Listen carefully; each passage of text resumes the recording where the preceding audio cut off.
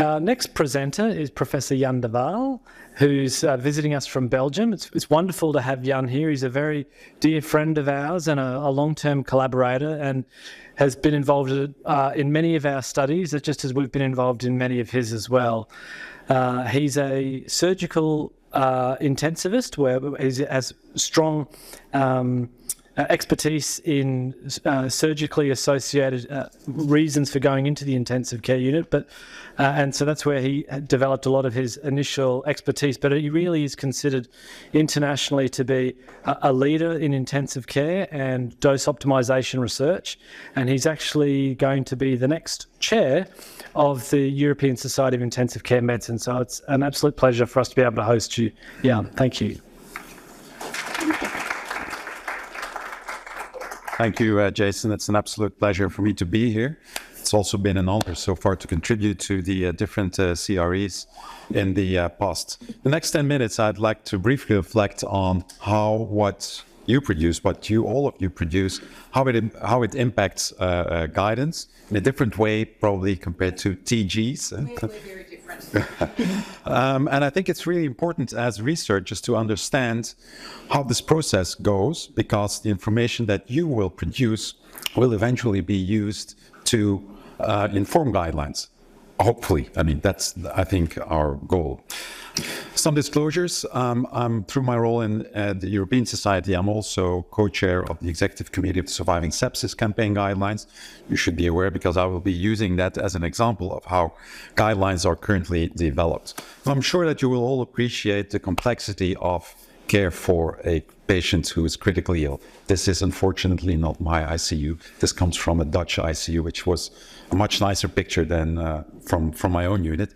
But it reflects the complexity of care, the number of people involved. And this is why we need guidelines. When it gets complex and difficult, when there's different people involved at different stages, you need guidance. And there is there's a lot of guidance out there. And again, it is important for us to understand how this guidance is developed so we can optimize our research. And this is why, for instance, studies like Bling, we know in medicine there's many examples where we know that one single study should not immediately change clinical practice. In the case of Bling, of course, it's different. It's building on a lot of different studies from Brisbane, but also others. And we will be using this to inform these guidelines. So the research, the literature will inform guidelines, but it also goes the other way. And I will only mention it. I think guidelines quite often will identify areas where there's no evidence or not enough evidence.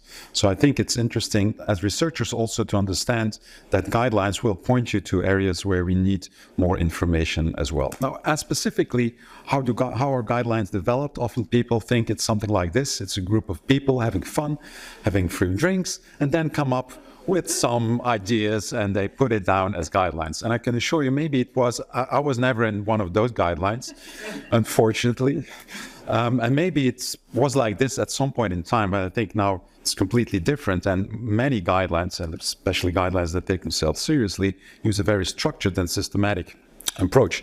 And I think many of those use the GRADE approach that was developed and often also supported by McMaster University in Canada. And I just want to briefly show you how this actually works. And it's far, because guidelines are often criticized as being this, and I can assure you that often it's much more sobering, actually, and quite a lot of work, and maybe not as much fun as this looks as it is. So surviving sepsis as an example, and I've shown you my conflict of interest, but still, I think it's important. It starts with the prioritization of the questions. Which questions will be answered? This is not just like the personal preference of one of the panel members. This is really building on what what clinicians think, where there is practice variability. If everybody is doing the same already, or a certain treatment or a diagnostic approach, then there will be no guideline because everybody already is doing it. So there must be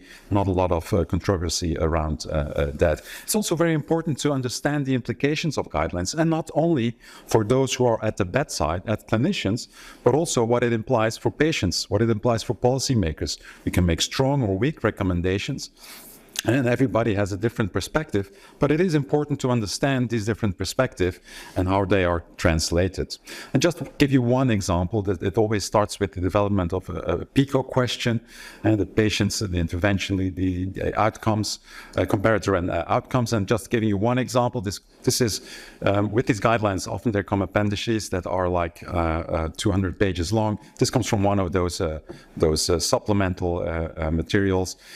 Should shorter duration of antimicrobial therapy be done versus longer duration? So that is the question. For each of these questions, when possible, the systematic review meta-analysis is done that then informs this kind of evidence profile where all this information is synthesized and eventually translated to an evidence to decision framework, where you look at the problem, the desirable, the undesirable effects, the resources required, the cost effectiveness, the equity, the feasibility.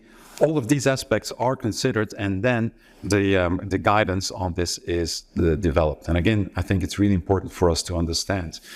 What also is very important, I think, that is that guideline panels should be balanced. It should not only be clinicians, but also patient representatives or consumers should be involved. There's a strong support from methodologists as well in these guidelines to ensure the quality. And also, well, as intensive care is often the same across the world, this global representation, I think, is equally important. Of course, there's many issues to be considered. Conflict of interest, not only industry, but also intellectual or academic conflict of interest. If you do research, if you are a first author or the principal investigator of in a certain area, then your studies will be included, but you will not be allowed to vote in the Surviving Sepsis Campaign guideline development. So it's important to understand that this is all considered. As in all literature, if you get low quality evidence, then you will get, of course, a low quality recommendation as well. And this is true for research, but I think it's also true for guideline development. And of course, here is also our responsibility to make sure that what goes in is actually the highest quality possible, considering also all the different elements that I just mentioned. There are many challenges. I'll just go through them quickly. The availability and the quality of evidence. Often we think there's much more evidence available than there actually is. I think this is really an important problem. Heterogeneity of studies, conflicting evidence that is out there, the timeliness, because guidelines are published, evidence is evaluated, but if a new evidence comes out like 1 or 2 years later, then these guidelines are not immediately updated as well. Living guidelines could be a solution for that. Of course, we need to understand that also resources are becoming increasingly important. The budget for Surviving Sepsis Campaign guidelines is increasing every iteration and is nearing the €1 million threshold, which is, of course, an incredible amount of money. I do want to end by stressing that for me, guidelines are very important, but it's only guidelines. And I'd like to cite this article that is coming from David Sackett, the founding father of evidence-based medicine, emphasizing that guidelines are, it's a collection of the available evidence. And I'm reading here from this slide. It means integrating evidence-based medicine means integrating clinical experience with the best available external medicine, saying that this is not cookbook medicine. It requires a bottom-up approach, the best external evidence with individual clinical expertise and patient choice. That's it. That is what it is about and how we should practice at the bedside.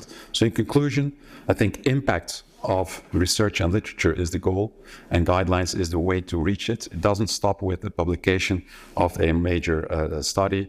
I think guideline development has matured, and we do it much differently compared to 20, 30 years ago.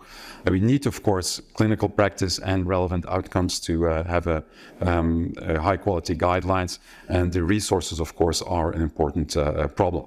Finally, again, I think as researchers, it's critical to understand how these are developed and that we should align our research with the process of guideline development. But don't forget, they're guidelines, they're used for guidance, but they are not tramlines. Thank you very much for your attention.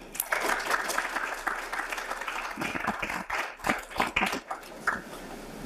Thank you, Jan. That's very very useful and very timely, because, of course, you did raise the Bling study as an important study which has been recently performed, and many of you will have heard this be mentioned a couple of times already today. And so we really should go into it in a little bit more detail.